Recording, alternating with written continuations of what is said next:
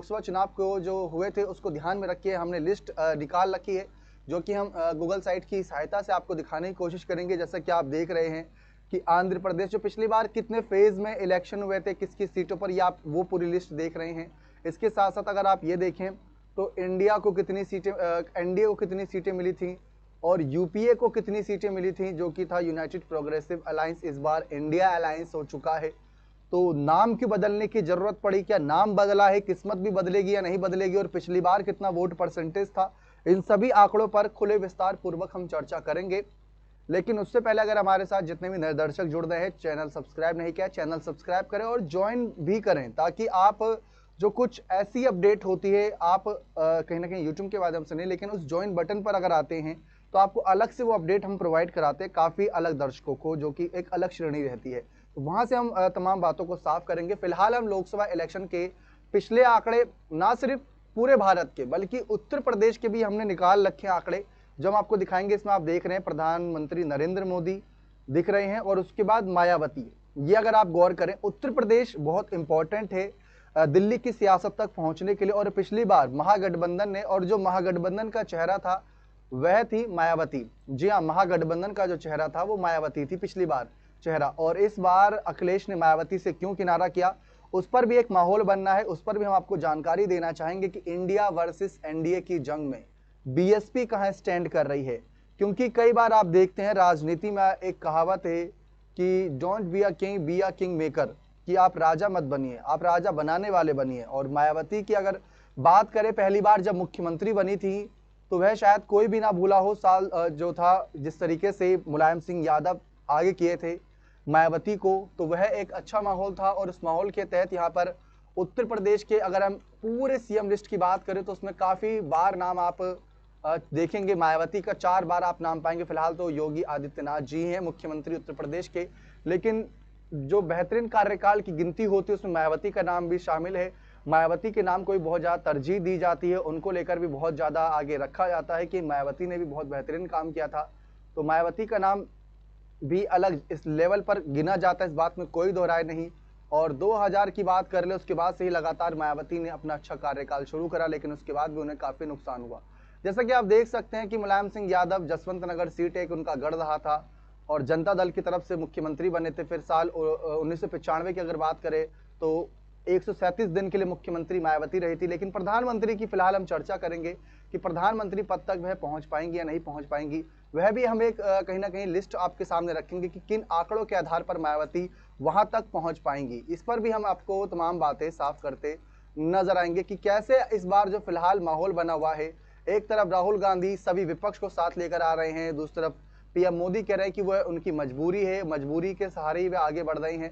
जैसा कि आप देख सकते हैं, ये हम आंकड़े इस वजह से आपको दिखा रहे हैं। हमने यहाँ पर बात करी कि don't be a king, be a king maker, यानी कि आप राजा मत बनिए, ऐसे वक्त में राजा बनाने वाले बनिए। अगर आप देखें तो जिस तरीके से बसपा और कांग्रेस का उस समय गठबंधन था, लेकिन आगे यहाँ पर किसको किया गया था आप भी जानते हैं।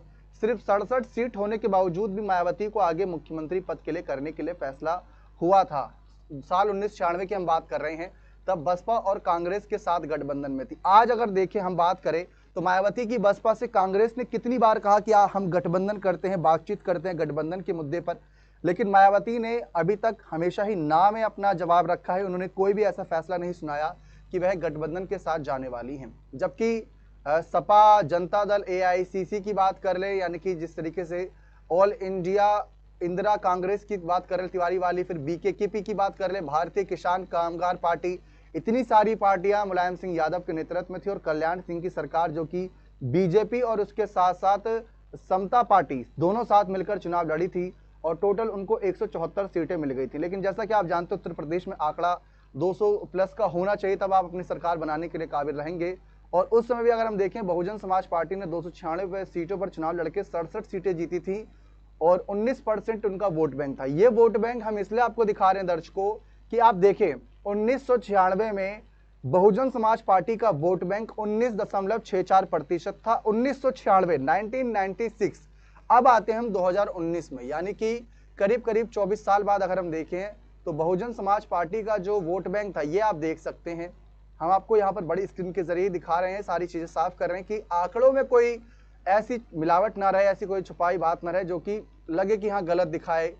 ये देखिए साल 1996 के हमने आपको आंकड़े दिखाए और साल 2019 के आंकड़े 19.43%। हम इसी की बात कर रहे हैं कि चाहे साल 1996 रहा हो, ये देख लीजिए एक बार फिर से, चाहे साल 1996 रहा हो, तब बहुजन समाज पार्टी विधानसभा चुनाव की हम बात कर रहे हैं, महज 296 सीटों पर लड़ी थी और उनका वोट परसेंटेज 19.64% था।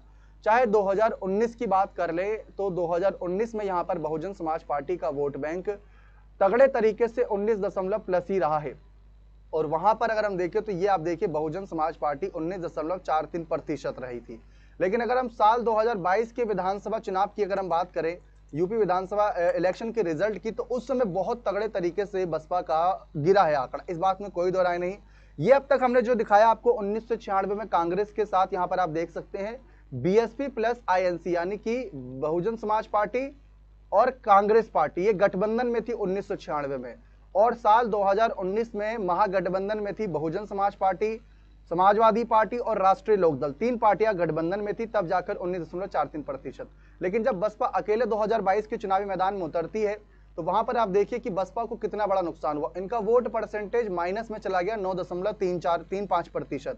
9.35% इनका वोट बैंक माइनस में गया, जिसकी वजह से इनको बड़ा नुकसान हुआ और इस नुकसान की भरपाई नहीं हो पाई, क्योंकि ये एक ऐसा नुकसान था जिसको लेकर चर्चा बनी हुई थी और इतनी सारी पार्टियां कंटेस्ट कर रही थी, जहां पर इतने सारे दल थे और मायावती की बसपा अकेले थी। मायावती की बसपा ने 403 सीटों पर अपने कैंडिडेट देखे तो यहाँ पर मेल कैंडिडेट 366 थे और 37 फीमेल कैंडिडेट थी।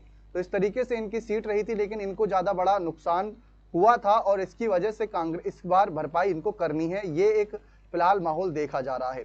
तो ये आंकड़े हम आपको दिखा रहे हैं लोकसभा चुनाव से पहले, क्योंकि आंकड़ों के दम पर ही बातचीत करना बेहतर रहता है और आंकड़ों के दम पर ही अगर हम यहाँ पर सारी बातें रखें तो वो माहौल एक अलग सेट करेगा। तो साल जो 2022 है यानी 2 साल पहले की बात कर लें तो 12.88%, जो ये आंकड़ा गिरा है 9%, करीब 10% मान लेते हैं। इस 10% वोट बैंक की भरपाई क्या इस बार लोकसभा चुनाव में कर पाएंगी मायावती? सवाल ये इस वजह से आज हम खड़ा कर रहे हैं क्योंकि लोकसभा चुनाव में 2019 में अगर हम देखें तो ये आप देखेंगे एक तरफ नरेंद्र मोदी, दूसरी तरफ राहुल गांधी, जिनके वोट बैंक में ज्यादा बड़ी हम इजाफा नहीं देख रहे। 19% कांग्रेस को टोटल वोट बैंक मिला था। इतनी बड़ी पार्टी है और बहुत सारी सीटों पर इन्होंने अपने अपने कैंडिडेट उतारे थे, जबकि हम आपको हकीकत दिखाएं तो वहां पर आप हकीकत देखकर भी आप खुद भी चौंक जाएंगे कि हाँ ये कैसे हो गया, क्योंकि इतने बड़ी पार्टी होने के बावजूद भी कांग्रेस पार्टी को कहीं ना कहीं बहुत अच्छी तरीके से टक्कर दी थी बहुजन समाज पार्टी ने। और वो आंकड़े हम आपको जरूर दिखाना चाहेंगे, ये सारे वो आंकड़े। अब अगर आप देखें, ये देखिए पिछली बार 545 लोकसभा सीट थी, इस बार 543 है। तो अगर आप देखेंगे तो पाएंगे पहले नंबर पर भारतीय जनता पार्टी थी 2019 में वोट परसेंटेज के मामले में, जो कि उनको 37% ऑल ओवर वर्ल्ड, पूरे इंडिया की अगर हम बात करें, माफ कीजिएगा, पूरे इंडिया के 37% उनको वोट बैंक मिला था, जिसमें उनको करीब 22 करोड़ लोगों ने वोट किया था और कांग्रेस को करीब 11 करोड़ लोगों ने वोट किया था और उनका वोट परसेंटेज 19% था। जबकि तृणमूल कांग्रेस की अगर हम बात करें तो 24 यहाँ पर उनको बात करें जिस तरीके से यहाँ पर करीब 2 करोड़ से अधिक लोगों ने, 2 करोड़ 49 लाख लोगों ने उनको वोट किया था। 4.064% उनका वोट था और बहुजन समाज पार्टी नंबर 4थे पर थी। देश में 6 राष्ट्रीय पार्टियां हैं, उसमें से पहले पर भारतीय जनता पार्टी गिनती होती, दूसरे पर कांग्रेस, तीसरे पर बसपा की होती है, लेकिन धीरे धीरे आम आदमी पार्टी और अन्य पार्टियां भी उनको कवर करती नजर आ रही। इस वजह से यहाँ पर माहौल तेजी से बदल रहा है। तो फिलहाल यहाँ पर जिस तरीके से एक माहौल बदला है उसको ध्यान में रखकर ये आंकड़े बहुत जरूरी हो जाते हैं दर्शकों। अब इन आंकड़ों के जरिए आप ये समझने की कोशिश करिए कि पिछली बार बसपा गठबंधन में थी, गठबंधन में रहते हुए उनको करीब 4% पूरे देश के नतीजे यहाँ पर साथ में मिले थे और उत्तर प्रदेश से जो 100% था उसमें से 19% लोगों ने उनको समर्थन किया था गठबंधन के रहते। और एक और दिलचस्प आंकड़ा दें कि इस बार जो कि उत्तर प्रदेश में कहा जाता है कि मुस्लिम वोट बैंक करीब 20% है, जो टोटल मान लीजिए 17-18 करोड़ जो आबादी है उसमें से 20% मुस्लिम वोट बैंक यानी 3-4 करोड़ के आसपास, और उसमें से भी 73% वोट बैंक जो था समाजवादी पार्टी, आरएलडी और बहुजन समाज पार्टी के पास क्या था 73%। आप समझ सकते हैं ये कितना बड़ा आंकड़ा होता है, करोड़ों लोग यहाँ पर उनको समर्थन कर रहे थे। और बसपा को अगर हम देखें यहाँ पर 2 करोड़ से अधिक वोट मिला था और समाजवादी पार्टी को मिला था 1,56,00,000 वोट। ये आप अगर देखेंगे बहुजन समाज पार्टी के जस्ट नीचे आपको समाजवादी पार्टी दिखेगी जो नंबर 5वें पर थी। तो 1,56,47,206 वोट उनको मिला था, 5 सीटें जीत पाने में कामयाब रही थी। और जबकि बहुजन समाज पार्टी को भी 10 सीटें मिली थी और उनका प्लस में था ये आंकड़ा। तो ये इस वजह से खास है। हम कुछ और बड़ी खबरें आप सभी के लिए लेकर आए हैं, वो खबरें भी आप सबके साथ साझा करते हैं, लेकिन पहले इन आंकड़ों को और आसानी से समझ लेते हैं कि 2019 के चुनावी नतीजे उत्तर प्रदेश में अगर हम देखें, नेशनल डेमोक्रेटिक अलायंस जो पिछली बार था एनडीए, उस एनडीए में सिर्फ कौन कौन थे? भारतीय जनता पार्टी और अपना दल सोनेलाल। जबकि महागठबंधन में थे समाजवादी पार्टी, राष्ट्रीय लोकदल और बहुजन समाज पार्टी। अब इसमें अगर हम देखें तो राष्ट्रीय लोकदल चला गया है नेशनल डेमोक्रेटिक अलायंस में। इसके साथ साथ अगर हम देखें तो ओपी राजभर भी नेशनल डेमोक्रेटिक अलायंस में, उनको भी एक सीट मिली हुई है।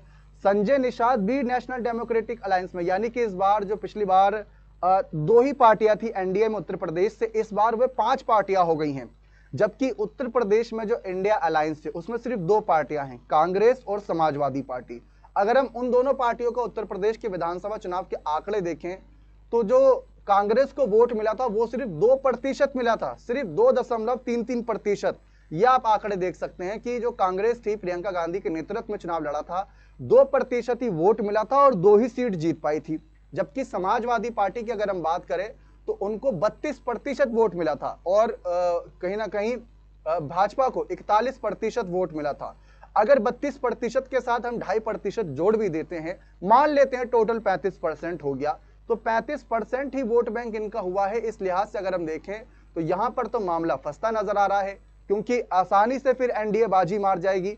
और उसमें से भी हम यहां पर 2022 के चुनावी नतीजे में अगर हम जो बात कर रहे हैं अखिलेश के साथ की, कि अखिलेश को 32% जो वोट मिला था, उसमें भी एक बड़ा खेल है दर्शकों। उसमें एक खेल ये है कि अखिलेश के साथ जो पार्टियां थी, जैसा कि अगर आप देखें पिछली बार जो उत्तर प्रदेश विधानसभा चुनाव हुआ उसमें भारतीय जनता पार्टी, निषाद पार्टी और साथ ही साथ अपना दल सोनेलाल पार्टी थी, जिसमें से अगर हम देखें तो यहां पर इन्होंने भी अच्छे खासी सीटों पर अपने अपने प्रत्याशी उतारे थे। जबकि हम देखें तो जो समाजवादी पार्टी के साथ बड़ा महागठबंधन बनकर तैयार हुआ था, उसमें समाजवादी पार्टी, प्रगतिशील समाजवादी पार्टी, महान दल और इसके साथ साथ जनवादी पार्टी, अपना दल कमेरावादी, राष्ट्रीय Lokdal, Suheldev Bharatiya Samaj party, nationalist Congress party यानी एनसीपी को भी साथ लेकर इन्होंने इतनी सीटों पर, जिसमें समाजवादी पार्टी 347 सीट पर लड़ी थी और प्रगतिशील को 1 सीट मिली थी, महान दल को 2 सीट मिली थी, ऐसे करके इतने सारे दल, यानी एक तरफ सिर्फ 3 दल थे जहां पर भाजपा के साथ 2 दल और थे, संजय निषाद और अनुप्रिया पटेल। लेकिन अखिलेश के साथ उनके चाचा शिवपाल, ओम प्रकाश राजभर की सुहेलदेव भारतीय समाज पार्टी, जयंत चौधरी की यहां पर राष्ट्रीय लोकदल, ये नल का निशान आप देख रहे हैं, इतनी सारी पार्टियां थी। बसपा अकेले थी, बसपा अकेले उतरी थी, कांग्रेस अकेले उतरी थी। कांग्रेस चाह रही थी कि मायावती की बसपा के साथ गठबंधन हो,